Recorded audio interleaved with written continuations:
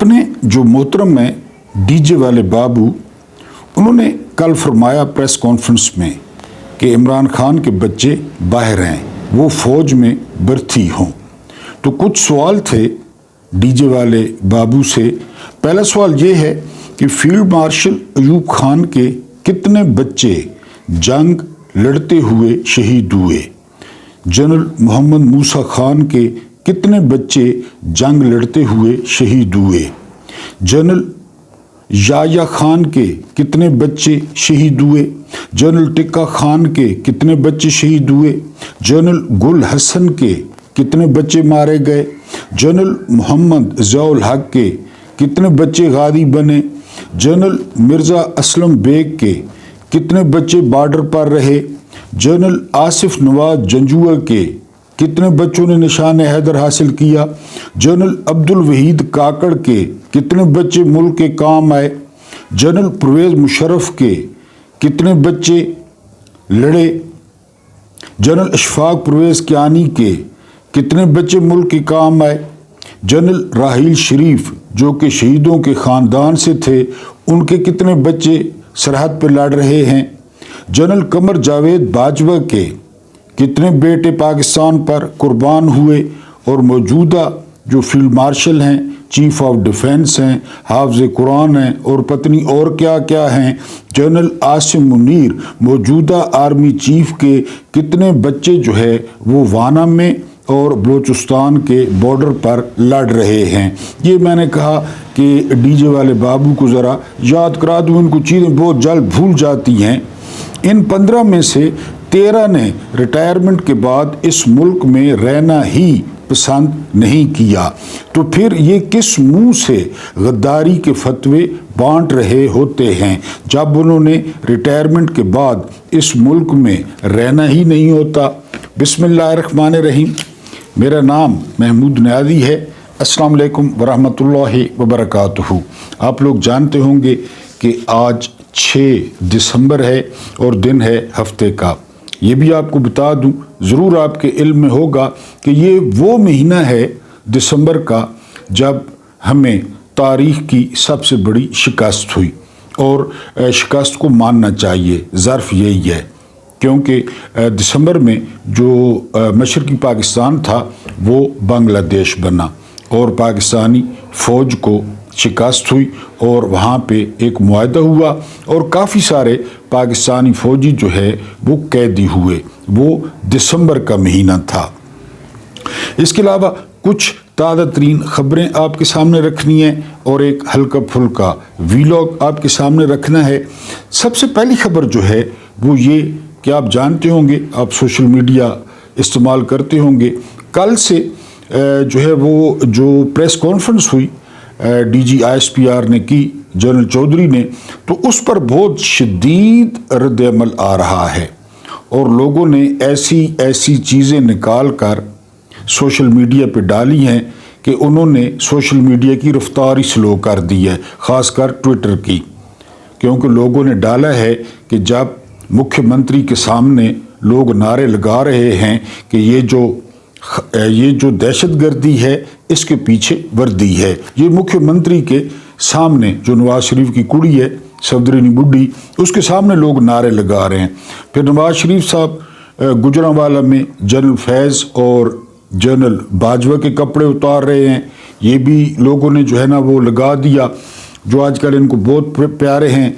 फिर ख्वाजा आसिफ का बयान लगा हुआ है कि ये हमारी हड्डियों से गूदा निकाल के जो है वो खा गए हैं फ़ौजी। फिर ख्वाजा आसिफ फरमाते हैं कि 48 में हारे, ये 65 में हारे और 71 में हारे। ये जो है ना वो सोशल मीडिया पे बड़ा सख्त रद्द-ए-अमल आ रहा है जो डीजे वाले बाबू ने प्रेस कॉन्फ्रेंस की है, और जो PTI है उसकी तरफ से भी जो है ना शदीद रद्द-ए-अमल है। उसकी वजह यह है कि आफरीदी को गालियां दी गई और पूरी जो PTI है ना उसका जो वज़ीर आला है वो आफरीदी है, क्योंकि आप जानते हैं 4 वज़राए आला में से अगर कोई जेन्युइन जीता हुआ है तो वो सुहेल आफरीदी है।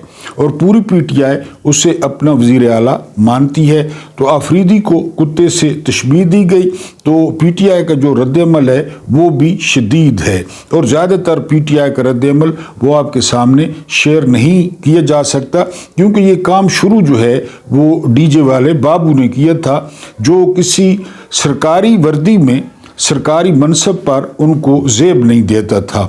وہ یعنی عطا تارڑ کی سطح سے نیچے آ گئے، وہ طلال چودھری کی سطح سے نیچے آ گئے، وہ مریم اورنگزیب کی سطح سے نیچے آ گئے۔ 3 تارے لگے ہوئے ہیں۔ صبح بھی میں نے آپ کو کہا تھا کہ میں تو اس بات پہ حیران ہوں کہ اس ٹیمپرامنٹ کا بندہ تو پاکستانی فوج میں لیفٹیننٹ جنرل بن جاتا ہے۔ ایوب خان ایک دن میں جو ہے نا 2 پیکٹ سگریٹس کے پیتے تھے، 2 پیکٹ، اور ہر وقت جو ہے وہ اردلی ان کا سگریٹ بیڈ کے ساتھ رکھتا، یا وہ جہاں جاتے ان کے پاس سگریٹ لے جاتا۔ ایک دفعہ وہ بنگلہ دیش میں گئے، وہاں پہ جو ہے نا سگریٹ لیٹ ہوئی، تو ایک بنگالی جو ہے نا اردلی تھا، آواز دی گئی، وہ سگریٹ لایا، تو ایوب خان اس پہ بہت بھڑکے، بہت گالیاں دی ایوب خان نے، اور بہت غصہ کر گئے کہ تم کدھر مر گئے تھے۔ بہرحال سگریٹ تو انہوں نے لے لیا، لیکن اردلی نے ہمت کر کے کہا کہ سر آپ کا غصہ دیکھ کر مجھے پاکستانی فوج کی فکر پڑ گئی ہے کہ جو بندہ سگریٹ کے لیے اتنا کچھ کر سکتا ہے، جس میں اتنی برداشت نہیں ہے، وہ اتنی بڑی فوج کو کیسے سنبھالتا ہے، یا کیسا کمانڈر ہوگا اس فوج کا۔ شہاب صاحب کہتے ہیں کہ اس کے بعد بہرحال ایوب خان نے سگریٹ نہیں پیا، کیونکہ ایوب خان اندر سے ہل گئے تھے۔ تو D G I S P R کی آپ پریس کانفرنس سنیں تو بندہ حیران ہوتا ہے کہ اتنا غصہ اور اتنی فرسٹریشن اور اتنا بڑا عہدہ، بہرحال یہ رد عمل آ رہا ہے۔ اس کے بعد جو اگلی خبر ہے، یہ خبر آپ کو اکثر دیتا رہتا ہوں کیونکہ حکومت خود اعداد و شمار بیان کرتی ہے۔ وفاقی حکومت کا جو قرضہ ہے وہ ایک سال میں 7,866 ارب روپے بڑھا ہے، ایک سال میں، یعنی جو ہے نا وہ وفاقی حکومت نے قرضہ لیا ہے، اور ایک مہینے میں، یہ جو پچھلا مہینہ تھا، اس میں حکومت نے مقامی بینکوں سے 375 ارب روپیہ قرضہ لیا ہے۔ اب یہ کل کسی نے نہیں پوچھا ڈی جے والے بابو سے، یہ کسی نے نہیں پوچھا۔ وہ جو آئی ایم ایف کی رپورٹ تھی 5,300 ارب، وہ کسی نے نہیں پوچھا کہ وہ کدھر گیا جن کو آپ لائے تھے۔ ایس آئی ایف سی کے بارے میں کسی نے نہیں پوچھا کہ وہ جو 3 سال پہلے بنی تھی اور 100 ارب ڈالرز آنے تھے اور فلاں تھا اور فلاں، اس کے بارے میں کسی نے کچھ، اور نہ ان کو اس بات کی فکر ہے۔ اس کے بعد جو اگلی خبر ہے تو زرداری کا لونڈا کہتا ہے کہ جی ایس ٹی، آپ کو پتہ ہے جنرل سیل ٹیکس، کہ اس کا اختیار اگر سندھ کو دے دیں تو پھر آپ دیکھیں کتنا ٹیکس جمع ہوتا ہے۔ ان کے پیٹ کب بھریں گے، ان کے پیٹ کب لوگ کھولیں گے اور اپنا مال نکالیں گے۔ اب وہ کہہ رہا ہے کہ جی ایس ٹی میں، ابھی 3-4 دن پہلے وہ پھول سا بچہ ابراہیم وہ کھلے مین ہول میں گرا ہے، اور 12-13 گھنٹے بعد اس کی لاش ملی ہے، اس کی ماں پہ غشی کے دورے پڑ رہے ہیں۔ یہ کہہ رہا ہے جی ایس ٹی کا اختیار بھی سندھ کو دے دیں۔ اس کے بعد جو اگلی خبر ہے، یہ کافی پریشان کن خبر ہے۔ اس وقت پوری دنیا میں 10,745 پاکستانی قید ہیں، 10,745۔ یہ جو ہے وہ 21,645 جو ہے پاکستانی قید ہیں، جن کے بارے میں پاکستان کو کوئی فکر نہیں ہے۔ کسی نے چھوٹے موٹے جرم کیے ہیں، کسی نے بڑا جرم کیا ہے۔ صرف سعودیہ میں 10,745 ہیں، ٹوٹل 21,647 قیدی ہیں پوری دنیا میں، صرف سعودیہ میں، جہاں ہر ہفتے یہ جاتے ہیں اور معاہدے کر رہے ہیں۔ صرف سعودیہ میں 10,745 قیدی ہیں۔ آپ کو یاد ہوگا محمد بن سلمان پاکستان آئے تھے اور عمران خان نے ان کو کیا کہا تھا کہ جو ہمارے پاکستانی وہاں پہ قید ہیں مہربانی کریں اور ان کو رہا کریں۔ اچھی طرح آپ کو یاد ہوگا سعودیہ میں 10,745 ہیں۔ اس کے بعد جو اگلی خبر ہے وہ بڑی خوبصورت خبر شیئر کی ہے ناسا نے اوپر خلا سے زمین کی تصویر لی ہے، اور جو تصویر میں سب سے نمایاں چیز آئی ہے وہ خانہ کعبہ کا نقطہ آیا ہے، ایک روشن مکہ شہر آیا ہے، مکہ کی جو ہے نا وہ پہاڑی آئی ہے، اور مسجد الحرام جو ہے وہ آئی ہے تصویر میں، اور وہ منظر دیکھنے والا ہے۔ اگر آپ نے دیکھنا ہے تو یوٹیوب پہ سرچ کر لیں، گوگل پہ سرچ کر لیں، اور ٹویٹر پہ تو آیا ہے، ٹویٹر پہ دیکھ لیں۔ یہ ناسا نے خود شیئر کی ہے، بہرحال وہ تصویر دیکھنے والی ہے۔ اس کے بعد خواجہ محمد آصف، یہ فارم 47 کے وزیر دفاع ہیں، یہ کہتے ہیں کہ سارا ماحول جو ہے وہ عمران خان نے زہریلا بنایا ہے۔ ہاں، میں نے جو ہے نا وہ اس سے عثمان ڈار کی ماں سے الیکشن چوری کر کے میں نے زہریلا جو ہے نا وہ بیانیہ نہیں پھیلایا۔ میں عثمان ڈار سے ہارا، میں عثمان ڈار کی ماں ریحانہ ڈار سے ہارا، دونوں دفعہ میں نے بوٹ پالش کیے اور حرام کے کوفتے اور خنزیر کی چامپے میں کھا رہا ہوں۔ ہم نے کچھ نہیں کیا، پورا الیکشن چوری کر کے جرنیلوں کے ساتھ مل کے عمران خان نے زہریلا بیانیہ جو ہے وہ بنایا ہے۔ ٹھیک ہے جی۔ اس کے بعد کے پی کے نے ایک بڑا زبردست قدم اٹھایا ہے، اور وہ قدم یہ اٹھایا ہے کہ 9 مئی کے جتنے بھی کیسز تھے وہ ختم کرنے کا اعلان کیا ہے۔ ایڈوکیٹ جنرل نے بالکل ٹھیک کیا ہے، سارے جھوٹے تھے، فالس فلیگ آپریشن تھا، پی ٹی آئی کو توڑنا تھا، عمران خان کو قید کرنا تھا، لندن پلان تھا، نواز شریف کی کڑی اور نواز شریف کے ساتھ طے ہوا تھا۔ ابھی کہہ رہے ہیں کہ عمران خان کو ختم کرنا طے ہوا ہے، اور آپ نے ڈی جے والے بابو کی پریس کانفرنس بھی سنی کہ اس میں میرا خیال ہے کہ عمل شروع ہو گیا ہے کہ اب پی ٹی آئی پہ پابندی لگائی جائے گی، تب جو ہے وہ یہ چیف آف ڈیفنس فورسز کا ان کو عہدہ ملا ہے۔ بہرحال کے پی کے میں یہ سارے مقدمے ختم کر دیے گئے ہیں۔ ولادیمیر پوٹن، میں نے آپ کو بتایا تھا، انڈیا کے دورے پہ ہیں، اور انڈیا اور رشیا کے درمیان $100 ارب کے معاہدے ہوئے ہیں۔ رشیا نے کہا ہے کہ انڈیا کا جو سب سے بڑا ایٹمی ری ایکٹر ہے اس پہ تعاون جاری رہے گا اور وہ بند نہیں ہوگا۔ انڈیا نے کہا کہ وہ بھی اپنی ایندھن کی ضروریات وہ پوری کرتا رہے گا رشیا سے۔ اب اندازہ کریں، ذرا ڈاٹ کنیکٹنگ کریں کہ عمران خان گیا تھا رشیا میں، اور پیچھے سے کیا ہوا، کیونکہ ان کا باپ امریکہ ہے، ان کا باپ اس وقت بائیڈن تھا، آج کل ٹرمپ ہے، ان کی ٹانگیں کانپنا شروع ہو گئیں۔ یہاں تو $100 ارب، یہاں کوئی جرنیل نہیں ہے، یہاں کوئی آرمی چیف نہیں ہے، لیکن سویلین سپریمیسی ہے۔ وہاں جرنیل عقل کل نہیں ہے کہ ہم عقل کل ہیں، ہمیں سارا پتہ ہے۔ مودی خود معاہدے کر رہا ہے $100 ارب کے۔ بہرحال اس کے علاوہ جو آخری خبر ہے وہ خبر یہ ہے کہ نورین نیازی، یہ عمران خان کی بہن ہے، ان کے ساتھ جو ہے نا وہ کافی تشدد بھی ہوا اڈیالہ جیل کے باہر۔ انہوں نے انٹرویو دیتے ہوئے کہا ہے کہ سیکیورٹی تھریٹ جو ہے وہ عام لوگ نہیں ہوتے، جو عام سیاسی ورکرز ہیں تو وہ نہیں ہوتے جو ہے نا وہ سیکیورٹی تھریٹ ظالم ہوتے ہیں جو ظلم کرتے ہیں۔ یعنی جس طرح فرعون بنی اسرائیل کے لیے سیکیورٹی تھریٹ تھا، جب وہ غرق ہوا تو بنی اسرائیل ابھی تک قائم ہے۔ یزید جو ہے بنو امیہ کا، وہ سیکیورٹی تھریٹ تھا، اس نے کیا کچھ کیا، اس کے مرنے کے بعد آپ دیکھیں۔ تو جو ظلم کرتے ہیں نا، ظلم خلق خدا پہ، وہ سیکیورٹی تھریٹ ہوتے ہیں، کیونکہ لوگ ان سے خوش نہیں ہوتے۔ بنگالیوں کا اور ہمارا کیا مسئلہ تھا؟ وہ خوش نہیں تھے، ظلم پہ خوش نہیں تھے، ان کے ساتھ ظلم کیا جاتا۔ بھی ایک آپ کو واقعہ بھی سنانا ہے، بلکہ پہلے میں آپ کو وہ واقعہ سنا دیتا ہوں کہ بنگالیوں کے ساتھ کیسا سلوک تھا۔ بہرحال جو لوگ ظلم کرتے ہیں نا وہ سیکیورٹی تھریٹ ہوتے ہیں، جو الیکشن چوری کرتے ہیں، جو 1 لاکھ چھاپہ مارتے ہیں، جو دروازے توڑتے ہیں، جو لوگوں کا سامان چوری کرتے ہیں، جو لوگوں کے گھروں سے چیزیں چوری کرتے ہیں، جو آ کر پریس کانفرنس کرتے ہیں۔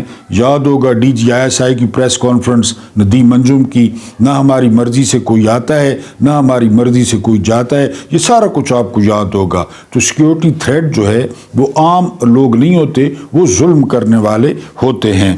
جس طرح میں نے کہا کہ بڑا رد عمل جو ہے وہ آ رہا ہے سوشل میڈیا پہ، آپ کے سامنے ایک عوامی سروے رکھنا ہے، اس کو بہت زیادہ ووٹ پڑے ہیں۔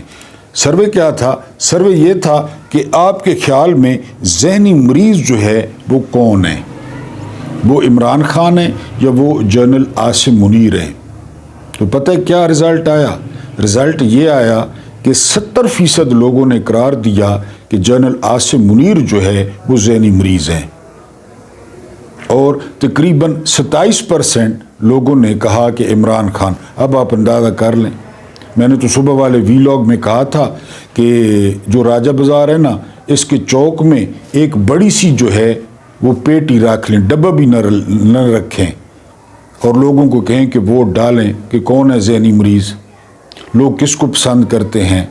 یہ آپ جائیں نا ٹویٹر پہ سروے دیکھ لیں، عمران ریاض خان نے بہت بڑا سروے کرایا ہے یہی والا، اس میں تو تقریباً 86% لوگوں نے عاصم منیر کو قرار دیا ہے۔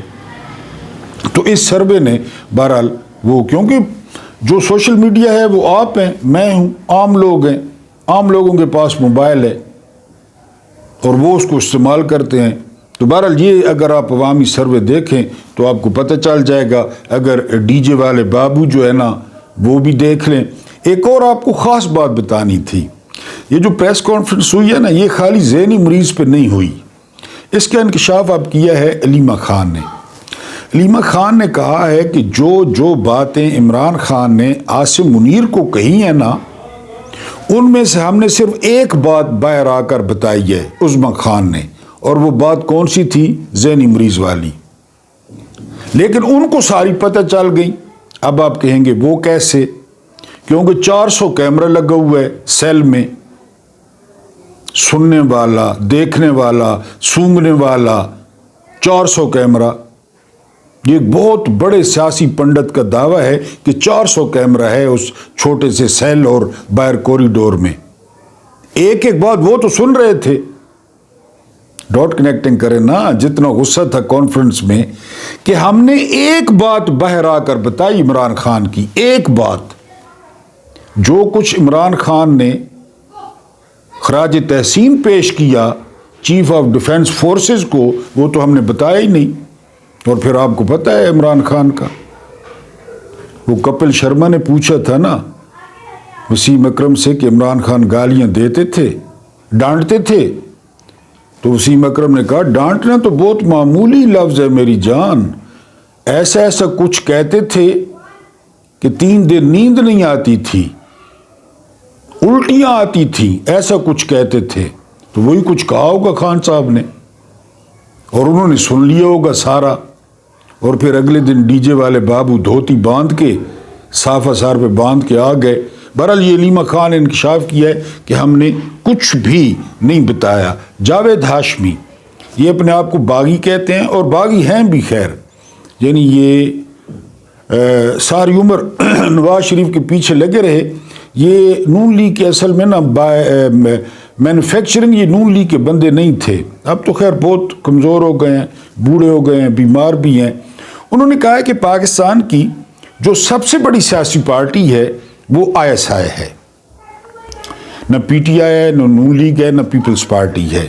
اس کے 7 لاکھ سے 12 لاکھ تک اس کے ممبر ہیں ISI کے، اور جو چیف ہوتا ہے وہ اس کا سربراہ ہوتا ہے، اور جو ترجمان ہوتا ہے وہ DG ISPR ہوتا ہے۔ اور مزے کی بات انہوں نے کیا کہی ہے؟ انہوں نے مزے کی بات یہ کہی ہے کہ جو ان کے ممبرز ہیں اس پارٹی کے، اس میں تقریباً 90% بیوروکریسی ان کی ممبر ہے پارٹی کی۔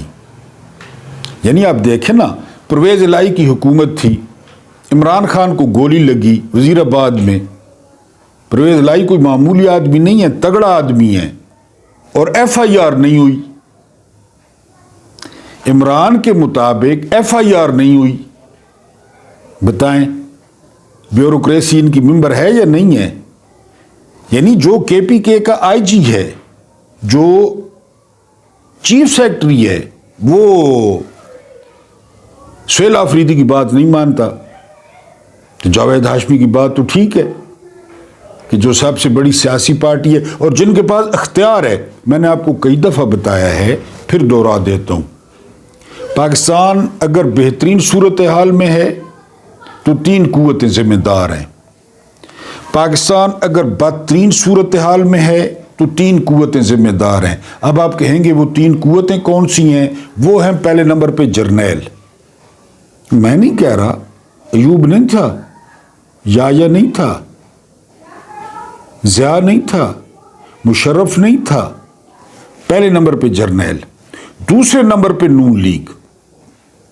84-85 سے یہ پیراسائٹس یہ سسٹم میں گھسے.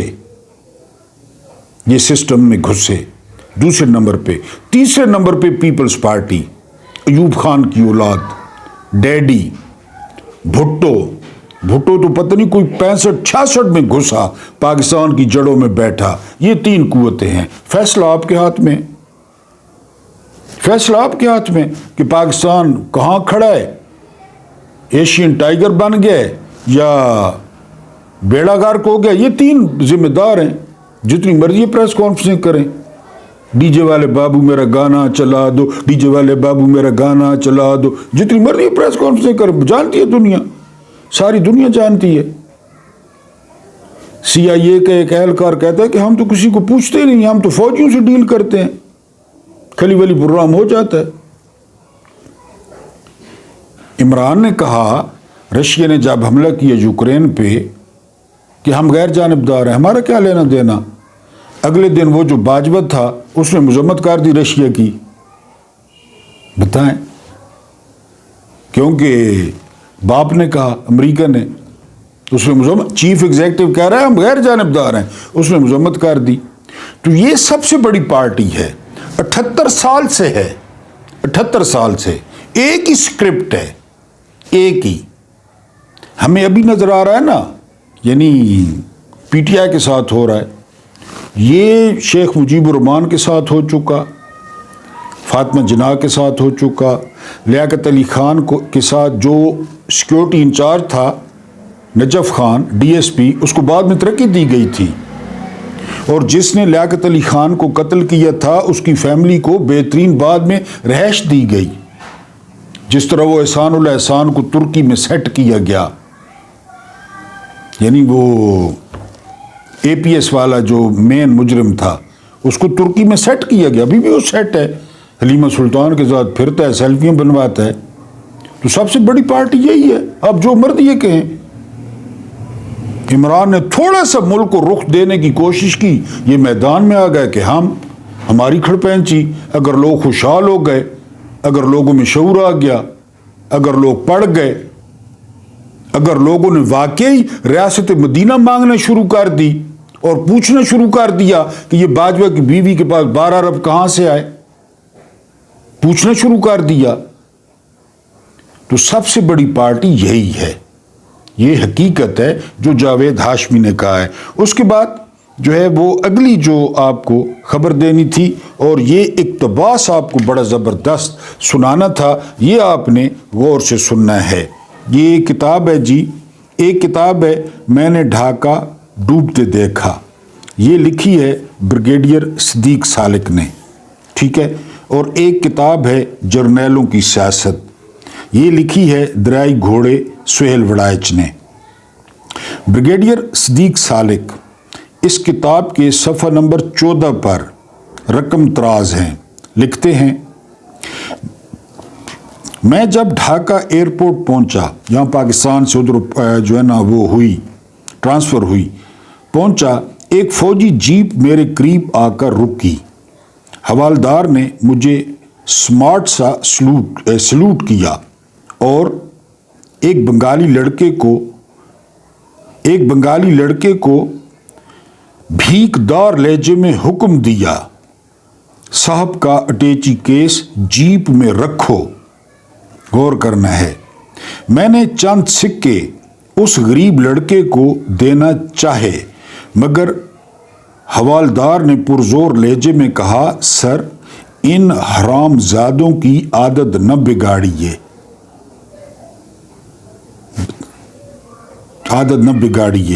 آگے پڑھیں۔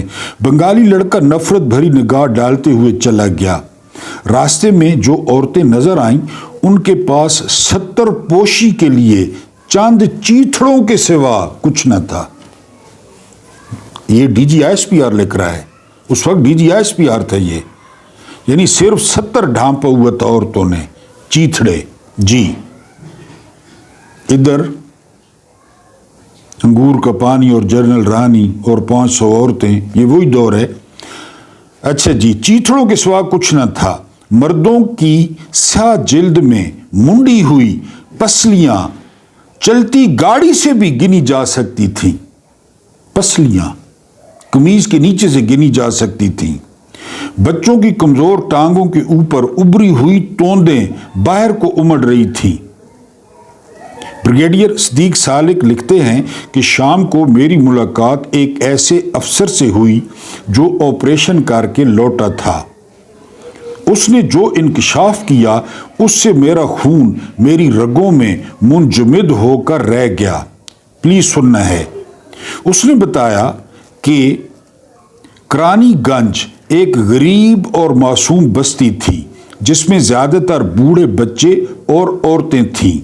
انہیں خواہ مخواہ غیر مصدقہ اطلاع پر بھون کر رکھ دیا گیا، بھون کر۔ آگے سنیں۔ اس سانے کا بوجھ میں عمر بھر اپنے ضمیر پر لیے پھروں گا۔ سہیل وڑائچ کی کتاب جرنیلوں کی سیاست، کتاب کا نام ہے، میں جنرل فرمان کا یہ کہنا تھا کہ ایک دن مسلم لیگی منان صاحب میرے پاس آئے اور کہا حد ہو گئی، حد ہو گئی ہے یار، یہ ہماری ماؤں بہنوں کو بھی نہیں چھوڑتے۔ ادھر کا مسلم لیگی جنرل فرمان کو بتا رہا ہے، آگے سنیں، نہیں چھوڑتے۔ وہ قرآن شریف پڑھ رہی تھی، اسی دوران یہ انہیں کہہ آئے تسی قرآن ختم کرو اور اسی آ کے توہانوں گے۔ اب میں وہ لفظ نہیں بول سکتا، پنجابی کا لفظ ہے۔ یہ قرآن پڑھنے والی عورتوں اور بچیوں کو کہا گیا ہے کہ ہم واپس آتے ہیں، واپس آ کر توانوں، ٹھیک ہے جی۔ مسئلہ کیا تھا جو آج کل ادھر قبائلی علاقوں میں بنا ہوا ہے، مسئلہ کیا تھا یہ سنیں۔ اسی دوران یہ انہیں کہہ آئے تسی قرآن ختم کرو اسی آ کے توہانوں گے۔ ہوا کچھ یوں تھا کہ ایک آدمی نے گرنیڈ پھینکا، پاکستانی فوجی کہیں جا رہے تھے، کسی کو نقصان تو نہیں پہنچا، مگر وہ آدمی دوڑ کر اس گھر میں پہنچا، اس گھر میں جہاں خواتین قرآن پڑھ رہی تھیں۔ یہی ادھر ہو رہا ہے،